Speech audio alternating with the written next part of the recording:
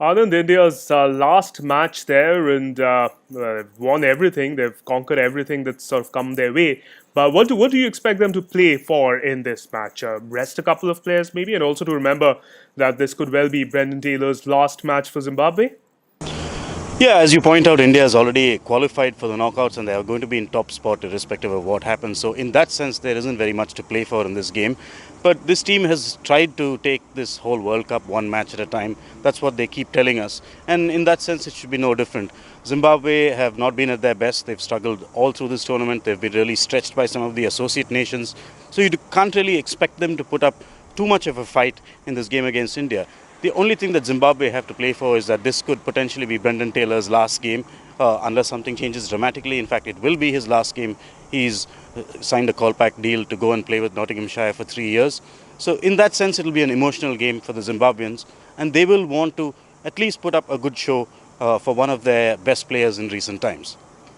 Now, we've talked about the turnaround of the Indian bowlers a fair bit, haven't we, Anand, since the start of the tournament? We've written about it a lot on Wisden India as well. And of course, there's the pressure of the runs that the batsmen have been putting on the opposition. That they've played their part as well. Nevertheless, that the turnaround has been remarkable, hasn't it? It was certainly not something most of us expected when the World Cup started. Yes, the Indian bowling attack has certainly come as a big surprise to everyone, the way in which they have performed. This is mostly because of the manner in which they struggled in Australia. Slightly different conditions over there. In the Test series, the quick bowlers they had a lot of pace but not much control. In the Tri series, there was neither really pace or control. So people had very, very low expectations of this pace attack. But something has happened. They completely switched on. Mahendra Singh Dhoni mentioned in the press conference the other day that the bowlers knew what they were trying to achieve even before, but for some reason it just wasn't happening for them. Ravi Shastri told Wisden India yesterday that credit should go to the bowling coach, Bharat Arun, and certainly if blame goes to him when the team doesn't do well, credit should go his way. But really it's the bowlers who managed to stay switched on through this tournament.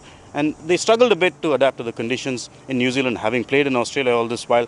Just one more game back in New Zealand, and then they'll be in Australia once more, where they play the knockouts. And while we're talking about the pressure of runs on the opposition, the Indians have started well more often than not. I'm not just talking about the opening batsmen, but wickets 1 and 2. India have almost always started well, and much like the bowlers, the one batsman you didn't expect would have an outstanding World Cup before it started was Shikhar Dhawan. Well, the openers did very well in the last game. Shikhar Dhawan has is the top run getter for India in this tournament, and it's not something that anyone would have predicted when it began. Because Dhawan, though he wasn't really scratchy, was not making runs. He was getting out early on.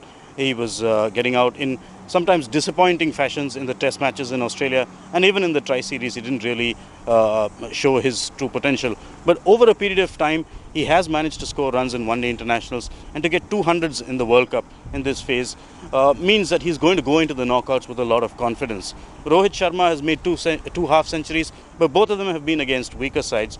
How he goes against a good bowling attack is what's going to really determine how the platform is set up for the middle order. Well, thank you very much, Anand Vasu. We'll leave it there for now. And of course, we're going to catch up often, I hope, during the course of the World Cup. We'll leave it there for now.